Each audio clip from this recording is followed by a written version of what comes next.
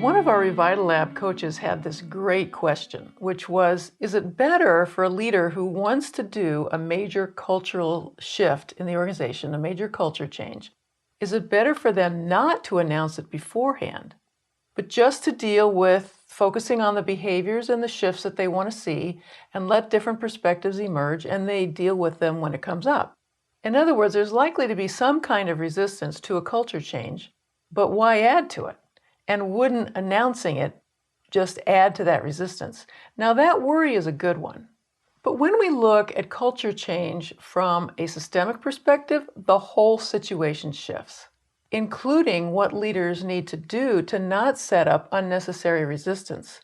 But to muzzle themselves on the front end and not talk about it at all is really unnecessary because there's another whole way to approach this. Let's get real about what happens on the ground in most organizations. Most of the time, when leaders talk about culture shifts, they are window dressing attempts at diversity. When that happens, it gets everybody's hackles up because it's window dressing. It's not seriously addressing the core issues. Now, leaders want to change culture for other reasons too, but still, they do it like it's just one project among many for the year. And the real nail in the coffin when it comes to people accepting and being committed to and initiating a culture change is when the leaders don't see themselves as part of what has to shift and what has to change. That's the real problem, and that's what builds resistance. So getting back to the worry about talking about a culture shift ahead of time, if you name a culture shift that you want to have happen, and then you have a general hope and wish approach to it, you're going to create either a direct resistance to it or passive resistance that we all are familiar with. When I say passive resistance, I mean the assumptions people make about the announced changes. Oh, this must be the newest flavor of the month, so we just need to keep our heads down for 6 months and this too shall pass. That is not at all how to do a culture shift. A systemic approach to a culture shift is founded on 2 principles. First of all, the leader is part of the system. And second, cultures are essentially ingrained patterns everyone co-creates. In terms of the leader, when the leader says, hey, this is the culture we've been and this is the future state culture we're going to be, if the leader doesn't see themselves as having to make any kind of changes to get to the future state culture, then they haven't yet appreciated the full scope of changes required for that culture shift. For example, they may say something that sounds pretty good about the needed change. For example, currently, we are not a customer service-driven company. We do things because we think they are the right things to do. We make products that we think are great products. We're going to change to a customer-centric organization, create what the customer wants. However, what the leader actually means by all this is, I want you to be customer-centric. Other than announce the change and keep track of metrics, my work here is done. You know that saying, there's no I in team? Well, this is a situation where that saying is kind of problematic because when the leader says team in terms of who's going to make a culture shift, when they say team, they really mean you. They're not thinking of themselves as I, the leader, with the team. And that is what's problematic. That's what's creating the resistance. Instead, imagine if the leader included themselves in the culture change. It would sound something like this.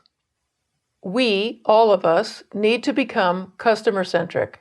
And these are the things that I, in my leader role, need to be changing, need to be resourcing you with, need to be messaging you with, need to be committing myself to, so I clear your way of the obstacles to becoming customer-centric.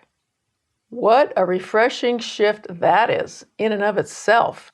And then, when they follow through on those promises, the team sees that this isn't just the flavor of the month, and only their burden to bear alone. In other words, if the leader includes themselves in the picture of what it looks like to have a customer-centric culture, they are less likely to get resistance because everyone thinks, oh, the leader is in this with us. They're joining us in this. It's not just us having to take on this burden. The leader sees themselves as part of the target for this change. So the we is the leader and team. The team isn't the unit of change. The leader team is the unit of change. Then the tone is authentically, we're going to do this together, this culture shift. The leader's going to experience the hard things to do and be during this shift. not just the "I told you, you need to do this, now go ahead and do it." Can you feel the difference? So our job with leaders is to help them see that when it comes to a culture shift and a successful culture change, they need to do more than just announcing the change. There are changes that they are going to have to change in themselves to make this whole culture shift successful. So when a leader creates a change and when they kick it off, they have to be able to identify what specifically are the changes that they're going to make and to let people know what that is, that that's part of the culture change that's going to happen. That's how they join their team in having to undergo these changes themselves. So we've talked about the first systemic issue that helps a leader create a successful culture shift.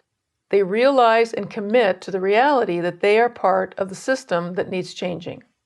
The second systemic issue is about leader-team patterns. There are patterns of behavior that are going on right now between the leader and the team that, using the earlier example, are keeping the customer's preferences from being the center of the organization. The leader is part of that leader-team pattern. They need to address those ingrained anti-customer-centric patterns in order to create new pro-customer-centric patterns. Your job as a coach to a leader who wants to initiate a culture change is to help the leader identify the patterns that get in the way of that culture change. How is the leader co-creating the very behavior in the team that the leader doesn't like, which blocks the culture shift goal? You help them focus not only on what the team is doing, but also what is the leader doing to encourage exactly the wrong behavior in the team. There are all kinds of patterns that go on in organizations. The reason for the culture change is that there are cultural patterns getting in the way of achieving some large and needed business results.